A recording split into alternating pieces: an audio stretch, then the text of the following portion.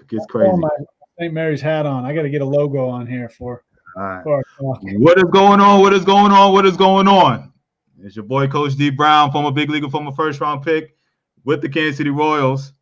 And man, we've been chopping it up a storm behind the scenes. It's quick wardrobe change right before we came on and everything, But man, this is I done took it to the crib yesterday. We took it to the Northeast, went to New York yesterday. Man, we going from one end to the other, man. We got to take it to Cali, man, preferably the Bay Area, man. We just talking about the beautiful country up that way. I wasn't too far from the college where we're going to talk about right now's location. I know how beautiful it is up there. And man, so without further ado, man, we taking it to the West Coast today. All right, we got St. Mary's College. We got head coach Greg Moore of St. Mary's College, man, out there in California. You're gonna tell me the city how to pronounce it. We're gonna go from there. But Coach, man, I appreciate you coming on, man. How you doing today, man? Yeah, I'm good. Thanks for having me, and I'm glad you're enjoying the transition from big leagues to teacher as much as you are. Good deal, man. Yeah, I'm loving it, man. I love giving this opportunity for these parents to learn about schools like like yours, and obviously give the platform for the coaches, man, to share your story, share your school, and also give this advice to these parents, man, that's listening in, man. So speaking on that, I like to have all my guests, man. We do a little, way back. Tell me to, let's learn about, Coach Greg Moore, man. So give me a little bit, man. Tell me where you're from, your playing career, to the coaching career, to where you are, right now as head coach of St. Mary's. Yeah, for me, it was a fun ride. I don't know if it's that exciting, but I grew up in Long Beach, played Milliken High, then Long Beach City College. And my plan my whole life was to find a 4-year school, go to school, play baseball, but be a police officer in the end. Nice. And I got to USF, University of San Francisco, and I got hurt. So I was kind of sitting around. I became a coach before I was a coach. And I enjoyed it so much that after I finished up, I had an opportunity with Nino Geritano at USF. He said, come volunteer. I jumped in, and eventually I was the pitching coach there. I went to University of Washington for a year, back to USF. I was at Cal State Northridge for 6. And then Nice. This past summer, our whole staff came north to Northern California, and we landed in Moraga at probably one of the most beautiful campuses I've ever seen. So speaking of Moraga, man, so it's like a proximity, man. So, give the parents listening in, that hills, that area. How far is it from, any of the major cities? What part of California is Moraga? Sure, it's about 25 minutes east of San Francisco, and it's beautiful. You picture San Francisco with the skyscrapers and the asphalt. But when you get out here, it's really back roads, beautiful, big trees. We have deer that run around our campus. It's a small LaSallian school, Catholic school, and it's you wouldn't even know you were in the Bay Area as far as how we picture it. But it's beautiful. It reminds me of Lake Tahoe. If people from the east or the south, Midwest have been to Lake Tahoe, it's just smaller hills, smaller lakes, but it's equally as beautiful. Yeah, I've made my way out to Tahoe, and obviously not too far from there, man. And if it's anything like the areas we talked about, man, that is beautiful country out there, beautiful area out there, man. So, I was my boy D-Rob. I want to say what up, man. I know you was gonna come on here, Bay Area guy, man. I know he always, he joins us a lot. So I was waiting to see him over here, man. So, but so good deal, man. So now, you talked about it, Catholic college in Moraga. So tell me a little about, enrollment as far as how many kids coming into the school, and basically, and tell me a little bit about your, the team and the conference that you guys play in. Sure. It's really unique here because we're a smaller school in terms of population, but we compete at the highest level of college baseball. So 3,000 kids on campus, around campus. Essentially, when you live off campus, you're on because you're only a quarter of a mile away in the apartments. But the school itself is so tucked away that it really becomes its own community. Now, you can get to the city, you can get to other places, but it's a beautiful place for a young guy that's committed to school. Academics are challenging. It's a beautiful place for a guy that's committed to development because we've got everything here if you want to tuck yourself away and become the best player and person you can become. As far as our conference, West Coast Conference, so all up and down the West Coast. We've got Gonzaga to the north. We've got Portland coming down, Santa Clara, USF. So it's a great mix of academics and high level baseball. Man, speaking of high level baseball, we talked behind the scenes, man. You guys have had a story, program where you guys have gotten, a lot of major league ball players. One of them being my ex-teammate, Mark Tehan. So tell a little bit about the recently or even in the past guys that have come out of St. Mary's that have gone on to play in the major leagues. But yeah, we were talking earlier about the history of St. Mary's in the 40s, 50s, even into the 60s. St. Mary's had more big leaguers than anybody. It was the hotbed in this Bay Area with guys growing up here and staying here. And, weren't as many the last few years, but Eric Valenzuela, who was here before me, he did such a good job. Now you got guys like Gonsolin starting for the Dodgers the other day. Other guys are just kind of scratching the belly of the big leagues, even with the interesting year. And it's really starting to turn around. I think that's true for the West Coast Conference. You got Chris Bryant playing for the Cubs, and he was just a guy from Arizona that could really hit, and he made himself into a great player. So it's not just St. Mary's. It's this entire conference that's sending guys to the highest levels. Yeah, man, we've had a couple of guests from the conference. We had the University of San Diego, right? It's University of San Diego's in your conference, right? We had head coach of University of San Diego. I think, if I'm not mistaken, no, we had San Francisco State. That's Division II, right? Is that the one? Yeah. Hill from San Diego. Yeah. But anyway, we've had a couple of you guys over there, man, and you're right. That Cali in general, man, I want to talk about that. Man, it is the level of ball that's always been played and out there with all the schools that's out there. We had UC Bakersfield on, the head coach, on last week, and he was just talking to me, talking about, I think he said something about 19 Division I schools, if I'm not mistaken. Right. In California alone. So when it comes to recruiting, especially in that Bay Area, you got Cal, you got Stanford, you got San Francisco, you got, Santa Clara, right in it, right in that 40, 50 mile radius, right in there, man. And I'm sure I'm missing some too. But when it comes to recruiting, man, how do you compete against those type of schools, man?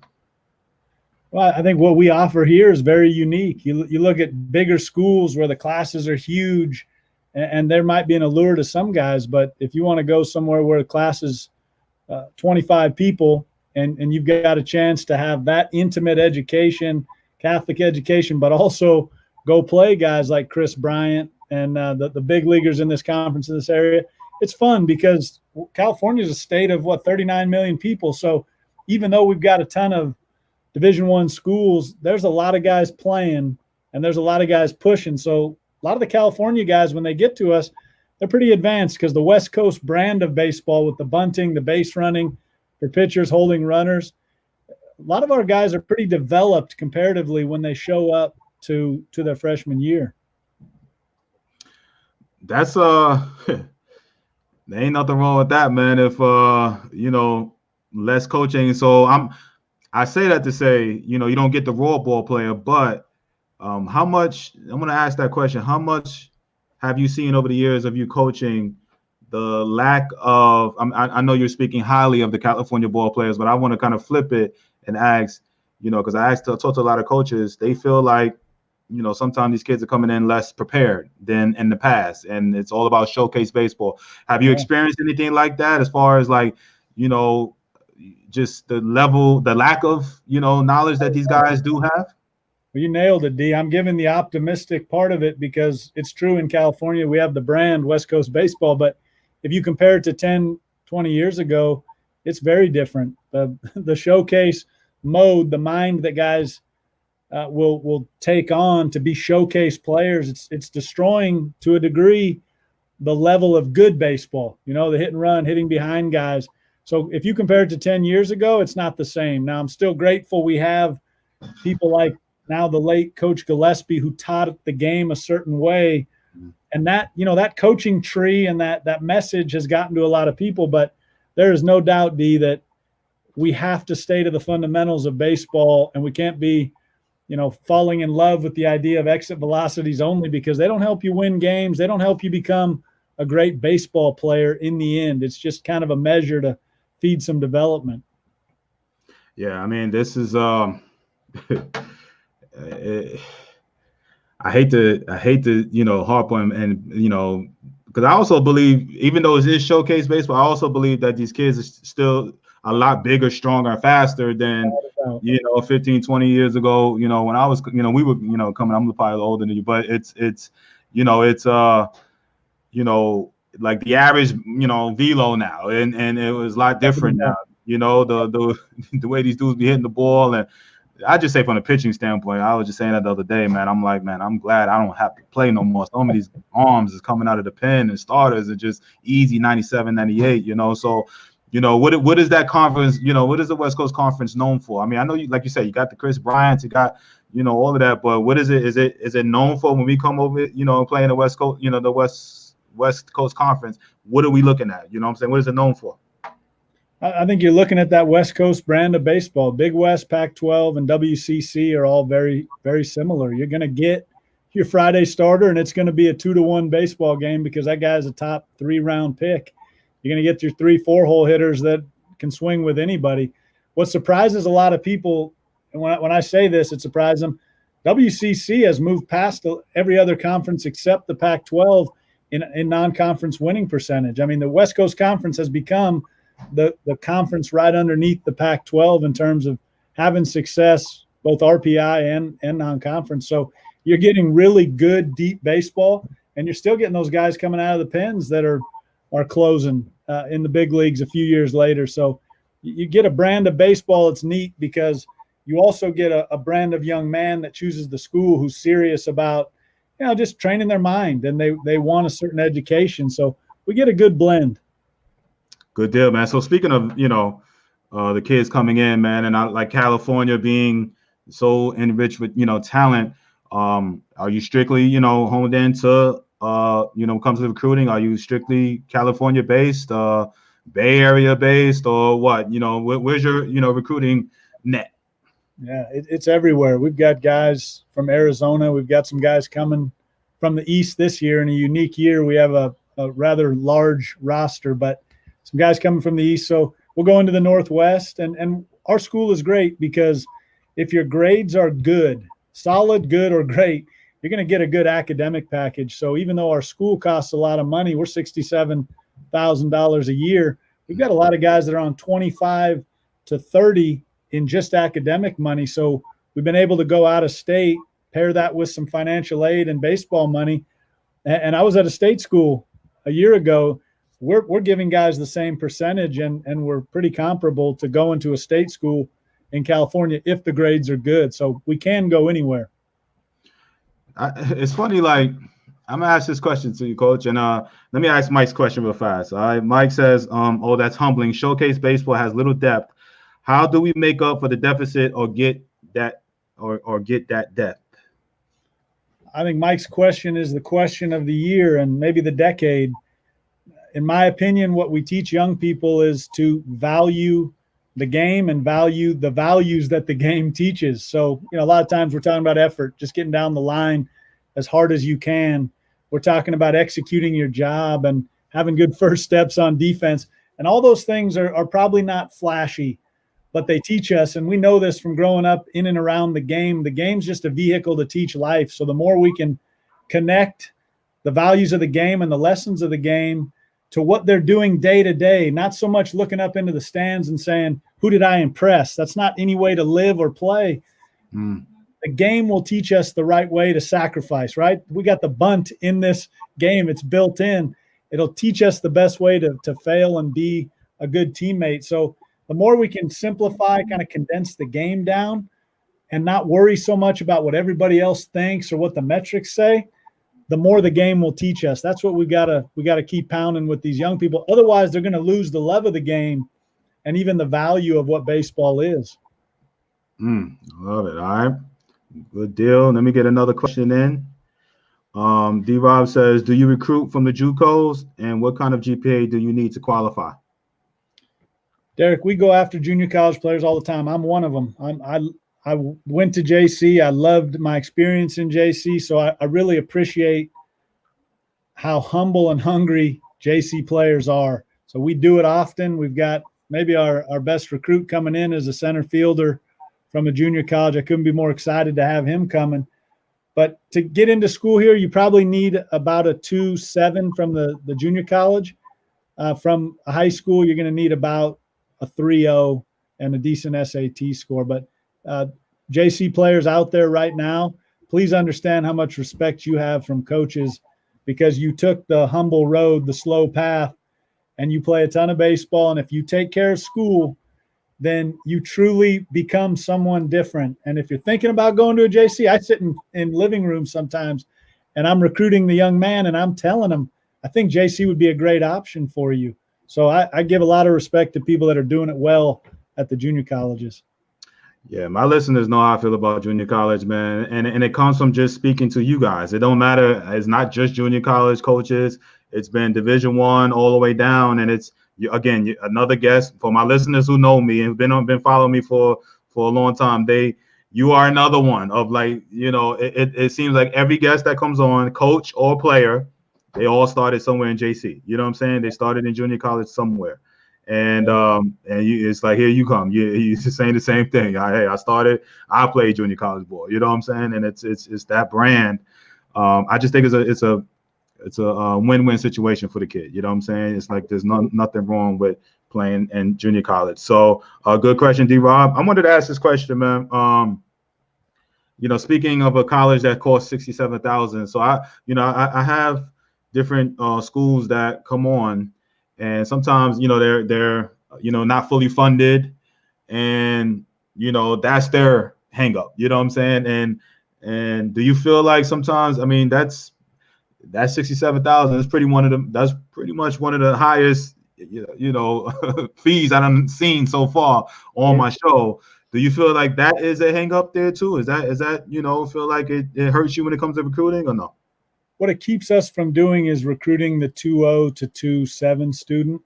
But once we get a student who's above that, who's taking care of school, and it's more about the GPA. If somebody will work at their GPA, they don't have to be a great test taker. I mean, I had to take the test 3 times to get a 900, and I added up all my scores 300 3 times to get it.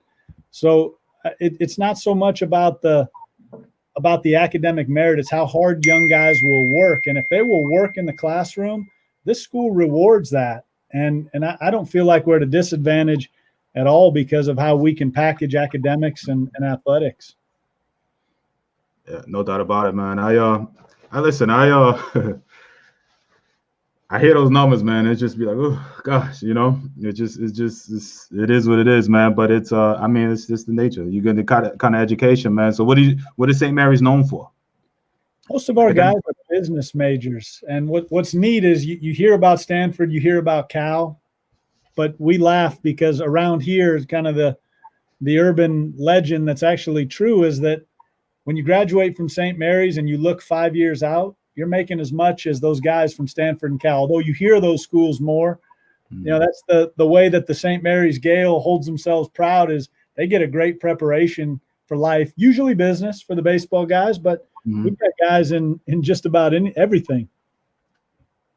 All right. Well, shout out to my boy Pat Kelleher over there in AZ. He says, what up, D? Coach Moore, you have one of my guys, Ryan Novis, one of my all-time faves up there. Pat, I will tell you this, and I've said this to our team, and I've said this publicly on some things around our campus on Zoom calls. Ryan Novis is one of the best baseball players I've been around. D, we talk about playing the game the right way. If you just look up at the end of the day at how Ryan Novis contributed to his team winning, he will have made a diving play. He'll have moved a runner. He'll go base hit in the 6 hole and probably steal a bag. And you look around and say, look, this guy hit a home run and a half, and we didn't know it. He's a throwback player. And it's funny you say that. Like I'm like, they don't know what a ball player is, and it's like sometimes from a coach's standpoint, man, we love, those type of players. And sometimes, again, they don't have to they ain't the stat, guy, you know what I'm saying? But they just do the littlest things that, and if you could just, I mean, you kind of harped on what that kid is, but I think it'd be good if you kind of dig a little deeper, because everybody like the high velo guys, the guy that can knock the ball out the park, and they'll win you games, man. But it take sounds like those Ryan, how Ryan plays. It takes about 4 or 5 of those guys that you love, and you can take them anywhere, and they're ready for a dogfight. So if you could go dig a little deeper into what, those type of players, consist of a little bit deeper, please. I think it's 2 things. Steady mind, steady attack wins. So you're talking about the middle of an at-bat. You're in a 6-pitch at-bat. How are you going to take that to 10 pitches? And what's the mind that brings you to that point? And what it is, it's steady. You stay in there, you keep trusting your vision in your hands offensively, but it's also being in tune to every pitch. That's what makes the difference on defense, is a guy that's in it all 125 pitches on defense. Now, that's easier said than done.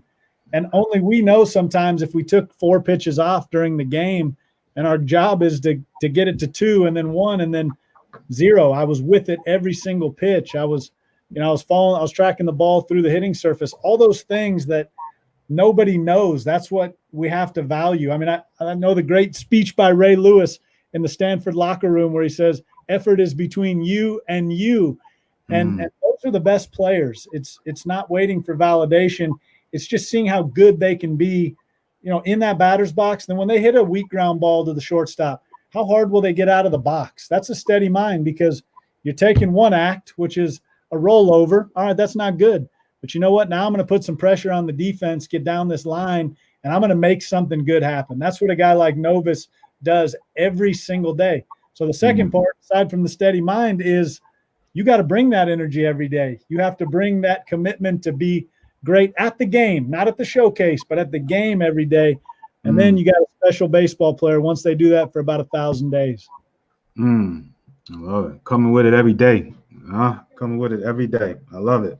So you got the GPA, you got, we talk about the conference.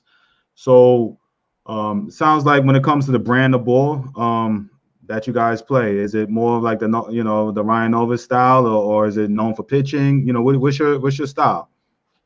Our style is pitching and defense to build the team. Always let that be our foundation. Who doesn't love a home run? But in terms of teaching guys to hit, it starts with barrel control, and eventually it becomes power. You build that foundation first. So when we teach, when we preach, it's truly about doing the Mike Rowe stuff, right? Was he the dirty jobs guy? We do all the dirty jobs first, and then the other stuff will come. Now, we also want to build everybody's plan. We're not going to make a big, strong guy drive everything in the 4-hole, but that guy needs to learn barrel control first. So it's a National League style, old-time National League style, and it's going to stay that way. That's the right way to learn the game, and then the big fireworks will come later. So when you're out there on the recruiting trail, you're looking for that, I mean, obviously you want some guys that could bang away, but so when you're out there, looking at certain guys, is it like, man, he makes some really nice plays, he looks smooth defensively, or, the guy's pounding the strike zone? What's the average velo are you looking from a guy, when it comes to pitching? When it comes to pitching, I think velo is overrated. If somebody's throwing 83, 84, but they're striking out 2 to 2.5 guys per inning somehow, I'm really intrigued by that, because they're beating somebody with a really good late slider. How's it happening? A really good command. But, our typical velocity is 88 to 90. We got a couple guys that are 92, touch some 4s, and it's not velocity driven. It's pitch execution driven on that side. And I'm looking for the steady competitor, the guy that can give up a ball off the wall, take a breath, come set, and keep making pitches. If we find that guy, you have a winner. Yeah, I know that's right, man. So when it comes, I know because of the virus and everything like that, how does it affect your recruiting when it comes to, bringing in kids coming back? Where are you standing right now? Has it affected you much, or is it affecting you down the line? Where are you at when it comes to the virus and recruiting? In recruiting, it's backed us up a little bit in 2021. I think that's the case for everybody. But as far as what we're doing to recruit, we got to rely on people we trust. And, I think more and more people are going to reach out to people like you, D, and just say, hey, I have to recruit with my ears a little more than with my eyes, because I can see some video, but I just need to find trusted people that will give me the behind the scenes on this young guy. And we're doing a lot of that, because you go to guys you trust, and you see them every day. I might see them 2 times or 3 times in the summer. And I think more and more that's going to happen. Yeah, I can only listen, man. This I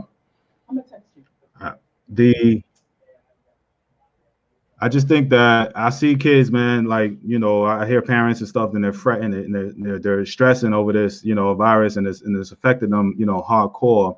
What's the advice that you have for those, parents that are, so worried, hey, my kid has not been recruited, and, the virus is here, man, this is affected, I'm an incoming senior with no offers on the table. What advice would you have for those parents? It's a great question. There's one question every player should ask himself as he's looking at the virus and recruiting.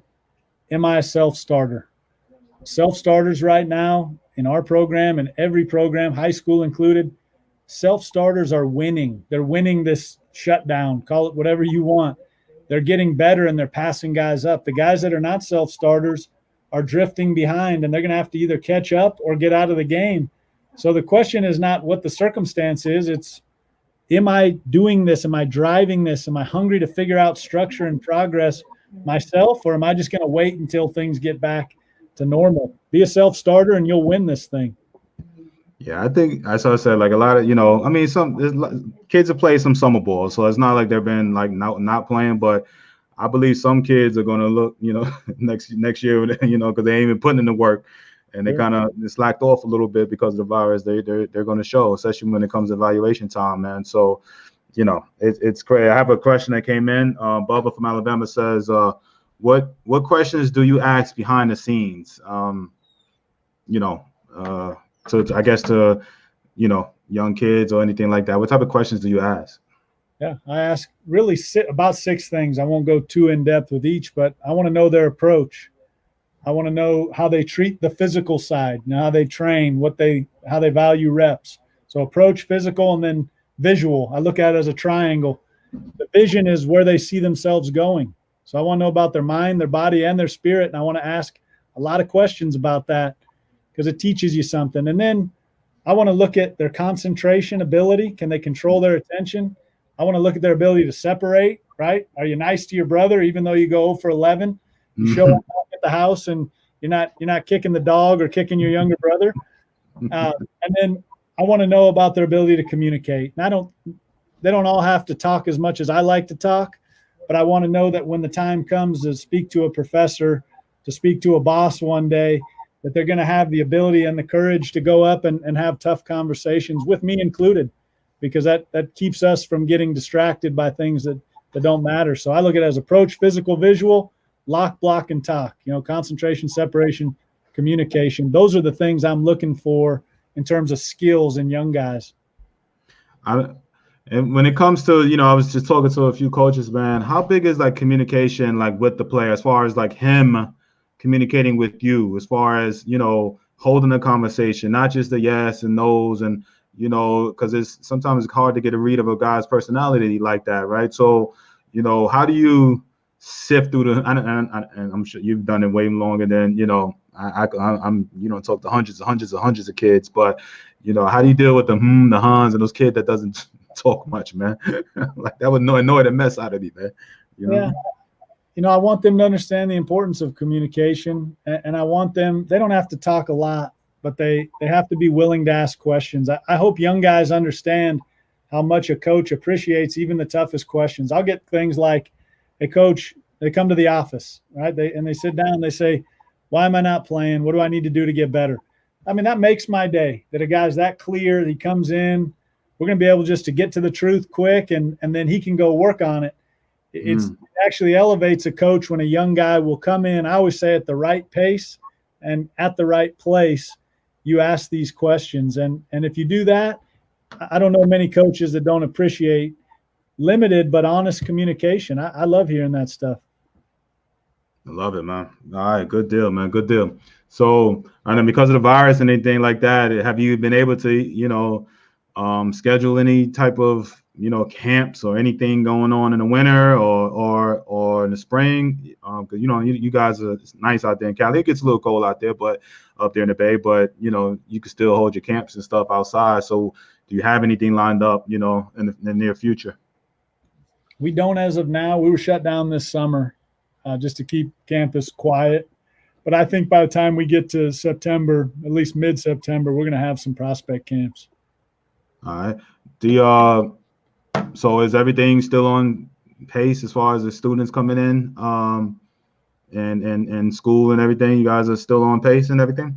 We're starting August 24th. It's all online. We got that word yesterday. And I think we're going to be delayed by maybe 10 days in terms of starting practice and workouts. But everything looks like it's going to go as planned. Do you worry about, not having a season, you know what I'm saying, this spring? And forgive me for this. I know St. Mary's has a basketball team, but you guys don't deal with football, right? Or do you have a football team? Yeah, no football. I didn't think. Okay. So I know football is a big, driving force in many schools. You don't have to worry about that. But is that something that, you worry that, hey, this may affect us, in the spring or anything like that?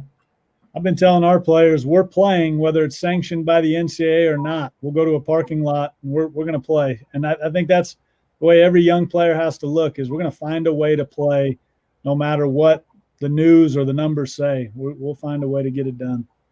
Yeah, you have to. You know what I'm saying? You have to prepare. And I mean, I know what have some of your players, what have they played in collegiate leagues or, just to, I know they sitting around March, April, May and not doing nothing. I know they couldn't wait for something in the summer to jump off so they could get some ABs. And so have your players all been playing summer ball or, or what? Not all of them have played. A couple of, well, I'd say about 40% found summer leagues. We helped them, a couple of them find summer leagues. And then other guys, we kind of backed them up and said, all right, let's use this as an opportunity to go train and work a long toss program or work on a particular skill in the cage. So the challenge now is simplicity. Just go week by week. This week we're hitting the slider. Maybe it goes into 2 weeks. But they are on different plans. We're slowing down some skills for certain guys, letting other guys put on weight and get a little stronger, more flexible. So it's unique to every guy. Yeah. All right. My boy D-Rob says, let me see here. Do you have many seniors returning? We've got 4 guys who were seniors last year. They'll be back this year as seniors again. All right. So how far, I know most, mid majors on up, you guys are 2-3 years away as far as recruiting, how far down you guys start the recruiting process for you personally and your school, St. Mary's, excuse me. When do you kind of start recruiting a kid? When do you start, that ball rolling, as far as I know there's rules and regulations of reaching out to the kid, but how far down are you giving offers to? I'm pretty conservative about going too young. Now, if it's a good relationship, we'll do it. But I believe late is great, and I think the late bloomers are the guys that end up being the best players. College coaches talk about that all the time, even though we go early, and we do have some earlier commits. Mm-hmm. But I know this from watching guys develop. I would bet you were a late bloomer, right? And you took off. Tihan was a late bloomer, and he took off because of the work. And I really think the guys that haven't committed yet as seniors and they're continuing to work, sometimes those guys are the luckiest guys because they keep the edge to continue to go get after it. And then they find themselves hit a new stride when they get to their freshman year. So I like late. I say it around here all the time. Late is great. Late is great. Find those bloomers. I love it, man. It's funny. I had a coach come on and talked about giving a kid a scholarship early, and he kept going back to watch the kid, and the kid kind of started loafing. You know what I'm saying? Kind of like I made it. I did something already. You know what I'm saying? And he ended up taking that scholarship away. So that was a behavior / lack of effort thing. So have you ever been in that position where you kind of gave a kid fairly early offer, and you kind of, before you even got to school, you were like, I don't know, he's not playing up to where I thought he was and took that off the table? We have done that once. There's one guy that committed early, and he really shut it down in the classroom. So he made his own bed, and we didn't have a choice. He just wasn't able to come. But there's nothing better than talking to a senior who is working, who's not committed, and you hear that hunger. They're almost in baseball life. They're fighting for their life. Those are the guys that motivate me, and those are the guys that eventually will beat the guy that decided to loaf, even though he might have a better perfect game ranking somewhere. Speaking of that, so when it comes to the recruiting services and perfect games and all of that, are you pretty much, do you go a lot by those, recruiting services? Does it help you recruiting, or do you, look at the perfect game rankings and stuff like that?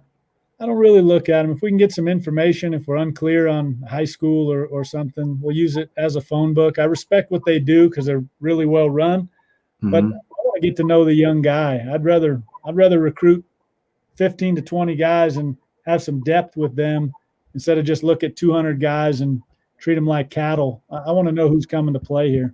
I love that. Cattle. Yes. Man. So, all right. So I know beautiful weather in California. Where's, I know you got the conference that you guys do. Do you guys go outside the conference and play good outside, good non-conference schedule? I know you had mentioned something about that. You guys, the highest percentage of non-conference wins or something like that. So where are some of the places you guys are traveling to? With some of the, schools you're playing outside of the conference?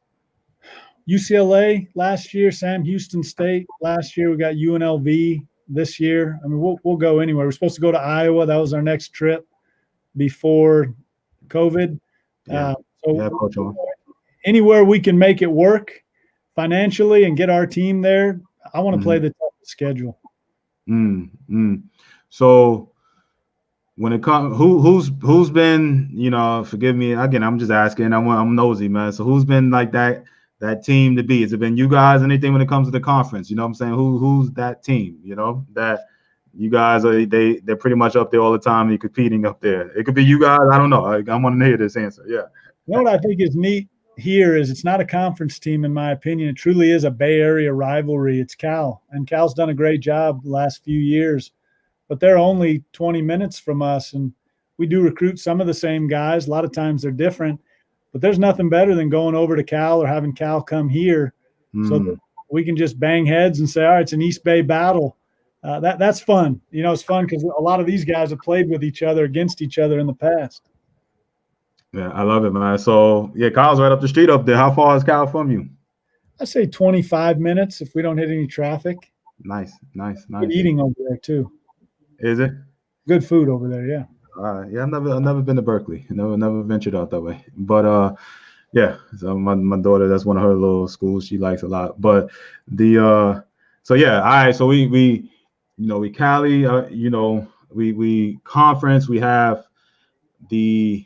So what's your training program like? What I'm saying? I think it sounds like you're a pitcher. Give me a pitching background. It sounds like Or you tell me. Is that your forte is pitching? Were you a pitcher in college? I pitched my whole life till I got hurt. I became a catcher my senior year, and I Wow. tell you what, I learned more in a year of catching than I did in 5 or 6 years of pitching.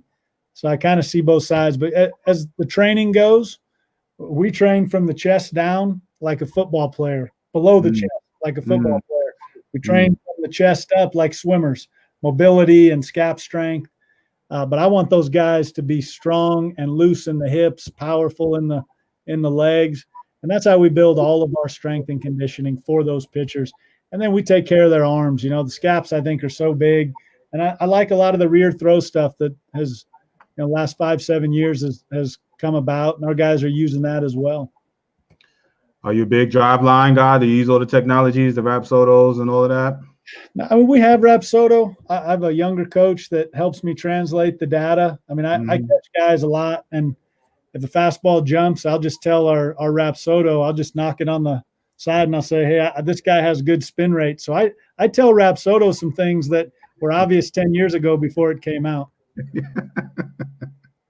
Tell me about it, right? Yeah, it's funny. Hey, spin rate, whatever, and then exit velo, like, Yeah, he just hit the ball hard. You can hear it and see it. You know what I'm saying? I don't need no data, you know what I'm saying, to see he just smoked the ball or he threw it hard, you know? Yeah, I heard that one come off the bat. I think he hit it well. Yeah, right. All right. Let me hear. We got another question come in. We have Lawrence. What's up, Lawrence? Lawrence says, our 2023 players, welcome to the camps in September. Lawrence, you're welcome at the camp anytime. And I'll tell you what, I think it's Vallejo. I see his shirt. You got good eyesight of you. Yeah. Well, the campus is closed, but for a young baseball player, young student, I'd love anybody and everybody to drive over and just take a trip around. But yeah, Lawrence is always welcome. And I'll tell you what, these gates are open for games. I want the high school kids here. And one of my favorite things about coaching is sometimes we get to bring people to campus, and sometimes they're prospects, sometimes they're just junior high kids. But we watch them walk onto campus, and if they've never seen a college campus before, the way their eyes change, the way their mind starts to say, I've seen this, I can do this. That is one of the joys of being at a college and bringing guys to campus. I like that. All right. D-Rob says, what kind of attendance do you get at games usually? Somewhere between 70 and 80,000. Most of them aren't watching the game. They're driving on the freeways, D-Rob. Yeah, I would say, good conference series. And I've been here a year. We only got 16 games, but I bet a good conference series will get 1,500, 1,200. It's a smaller stadium. Okay. Bubba says, how important is it that a kid plays summer ball versus just school ball? I love high school programs and school ball. I always think when you're talking about summer baseball, the question is the right people, right? You got to be around the right people, and that's first. The level of competition is second when I place my guys in summer ball. And then the location is third. Maybe they're getting a new experience, and it's a good neighborhood, good area for them to learn something. But I think you got to kind of look above summer ball versus high school. And really we have to give thanks to our high school coaches because they do a lot. They do a lot that we don't see. They do it for very little money. And if we have a chance to play for a good high school program, do it. But that's similar to finding the right fit in a college. You just figure out where the best place for you is going to be. Do you feel like, over the last 10 plus years or so, like the high school coach is kind of getting beat down a little bit, you know what I'm saying, with the change to travel ball, I don't think it's just travel ball. I think travel ball and high school coaches have done a pretty good job of being on the same page. We all want the same thing for these young guys. I think where the troubles come is high school coaches are leaving because they don't want to deal with the parents. They just don't feel like the extra distraction when they're trying hard to coach the kids and teach them life lessons and how to play the game. They don't want that extra layer because they got their own families. And if it's 5 hours more a week of emotionally draining conversations trying to clean up the wrong statement by a high school coach, eventually what he's going to do, he's going to shrug his shoulders and say, I'm out of here. And what happens over time, and I've seen this in communities, is you lose the best mentors. They get out of coaching. And it's really a sad thing. We're losing good coaches in high school because they don't want to deal with it. Speaking of parents and stuff, so have you ever not recruited a kid or taken a kid off of your, list because of the parents? We always talk about the kids and, what they're not doing here and there. But I like what you just said about the high school coaches and parents and stuff. But when it comes to the recruiting process, have you really liked the kid, and has their parents' actions or behavior made you not want the kid? Sure. I'm hesitant to do that because I always want to give every chance to the young guy. But we have done that when it just became apparent that this family is going to be a handful. That's not something I'm going to do. Almost no matter how good the player is, it just won't work long term. Yeah, I think that's parents need to understand. That's why I said that. I'm glad you brought up at the high school and bring it over to the college, because I've seen that firsthand from a college coach told me. Bubba said, when you have a high school kid come on campus to play at a tournament being hosted at your facility, do you like for them to find you and introduce themselves to you? Yes, if I'm there, I'd love to say hi. Sometimes these things are scheduled when we're gone, but usually we're down there watching ourselves. But I think that's another thing for young guys. Coaches love when a young guy just comes up and shakes hands, makes eye contact, and do that anytime you have a chance, because we've all been in your shoes. We know it's tough and you're trying to figure this thing out. And if we could just smile and give you a little word of encouragement, that's why we're coaching. So please say hi. That's good advice, man. I'm the Jansen says beautiful campus in Moraga is nice. Busy, I guess even this buddy of mine I used to play ball with, little brother used to be the AD there, Mark Orr, who was the AD now at Sac State. Yeah. I've heard great things about Mark Orr. I don't know him personally, but he was here, I believe, one AD ago. All right. How many kids are on your roster that attended your camps, and how do you find most of your kids? It's a good question. Well, again, I'm new, so we have one class that we've recruited and who will be here on campus. And of the 14 guys we have coming in, I would say 3 were at camp, and then 1 younger guy. So 4 in our next 2 classes. It's pretty important to get to camps at schools that you're interested in and who are interested in you. But again, don't run around the country spending $1 million either. You got to be pretty selective in where you go. Yeah, I mean, that's one of the big things that, many coaches have said, just the beauty of the camps and how big they are when it comes to your recruiting. I mean, to get them on your campus and get to kind of have them right then and there. Is it something like and I hate to say this is going to be a bad negative, but like a car, like a car salesman, like, they say you come on a lot, you got to walk away with a car, you know what I'm saying?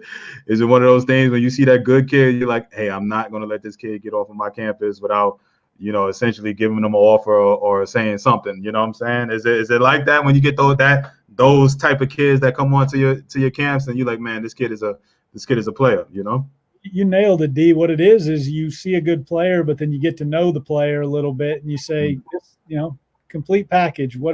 He's a good player, but he's a good young man. And it's a personal thing. We're coaches, we want to coach the right young guys, and it helps us a lot. Yeah.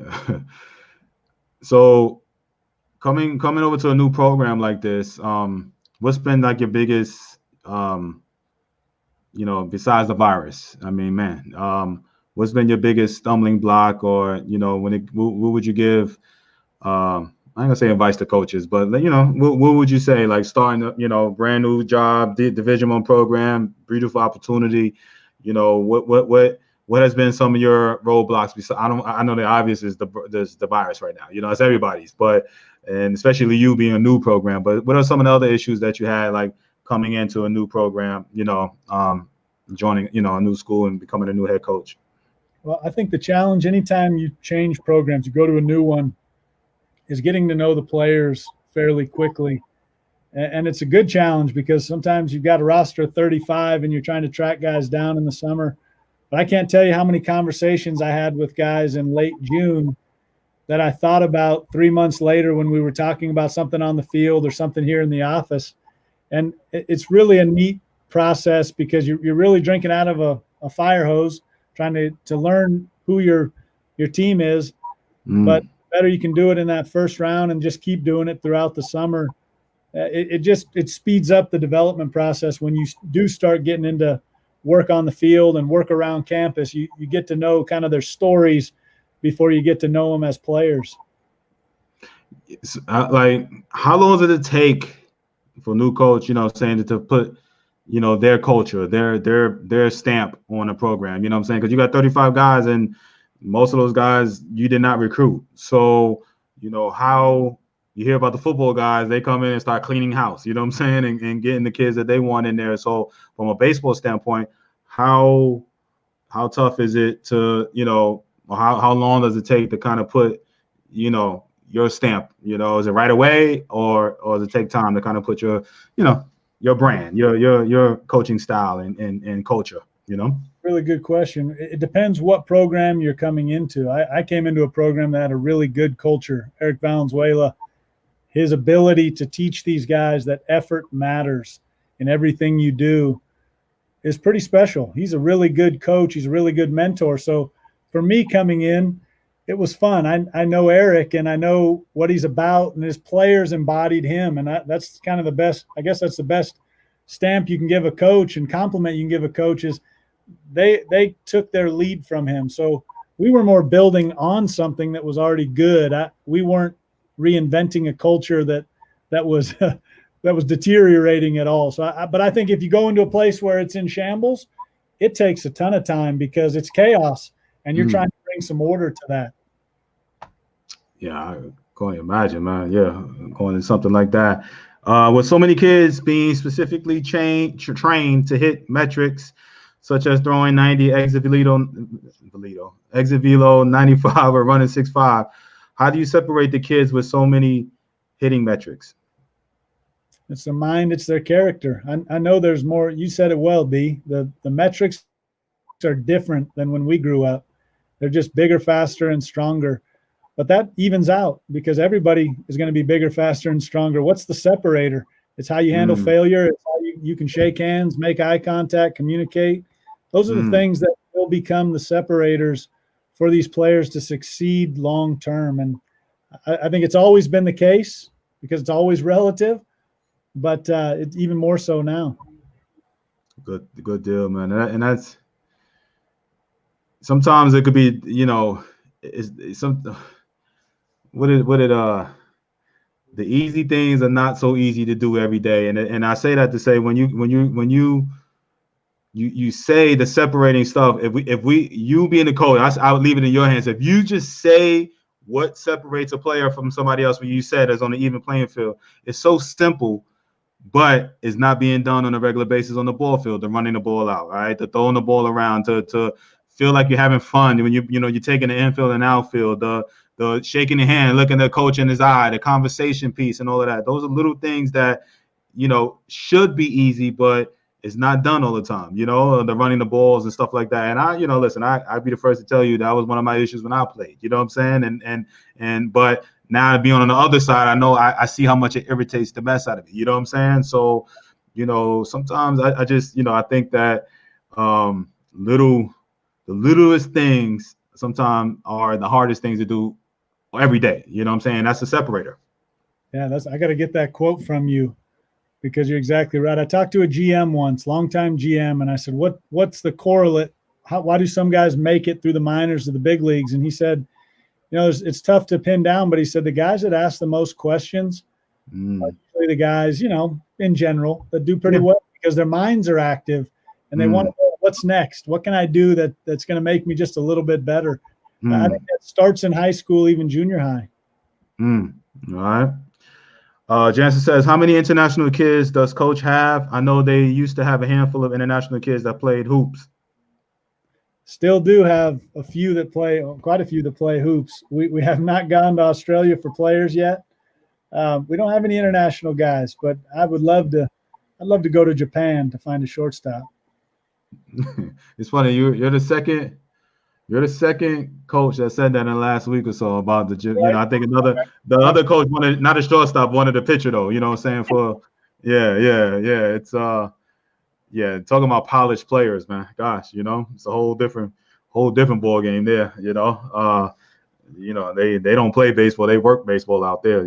So, but listen, coach, man, listen, when we're coming up on that hour, I appreciate your time, man, and I'm excited for you with this new, opportunity over here. I hate that the virus kind of shut it down for you and all of that, man. But, man, I have all my guests when they come on. I always have them, you've been giving good nuggets, man. But, give us a strong, good piece of advice for these parents that are listening in that they could kind of take with you. And also, I need to get either your social media handles as far as like, if some players that are interested in St. Mary's, how do they send video and stuff like that. But if you could kind of, give a message, man, to just, to the parents and stuff that listen in on top of everything you've been saying so far. I've said this before in the recruiting process, find people you trust and get with them, be with them. It's similar to going on a long journey. You don't want somebody that knows the rocks, a geologist. That expert is only going to be able to tell you about the rocks. You want somebody that knows the landscape of where you're headed and where you belong. So most important is to find people that you trust and truly listen to the advice that they're giving you. Saves you a lot of pain in the long run, and it propels you forward to where you really fit. And I will say this to end. I mean, there's a place for every young guy to play. There truly is. Maybe it's going to junior college like I did to start, and you find your way from there. I needed it. But there is a place for everybody to play, but you have to do the work, both academically and on the field. So if you'll bolt down your habits, skills, and values, you can go play. And even if you're a little behind right now, you feel like you're slow to develop these things, it's okay. You're not going to be too late. I needed JC because I wasn't a good enough player and I wasn't a good enough student, but I had to get that going at 18 instead of 16. So there's always time. All right. Bubba, one last question comes in. Bubba says, how many of your players do you use as a multiple positions, player? Quite a few that will move position to position. And then we've got one two-way guy that is kind of on his way out of being a two-way guy. He wants to be a pitcher only, but it's pretty rare. I love two-way guys though. All right. Oscar says, thanks for the great advice and good luck going forward with your new program, Coach. All right. D, thank you. You do a great job with this show. I appreciate it, man, and thank you, man. So parents, man, tomorrow we're back on. We're keeping this knowledge and learning about these different schools, man. Like I said, we took it to New York, we took it to the West Coast today. Tomorrow, I can't even tell you who's coming on. I'll be honest with you. I got to look at the schedule and see who's coming on. I should have been prepared when it comes to that. But also, man, we talk about the recruiting thing, man, just hours upon hours, just like we have here, man. Sign up for that masterclass. This is exactly the type of stuff that, the information that I get from, coaches like Coach Moore here and that I put into this masterclass, man, that you guys need. So, again, it's just more information. So the more prepared you are, the better the decision that's going to be made.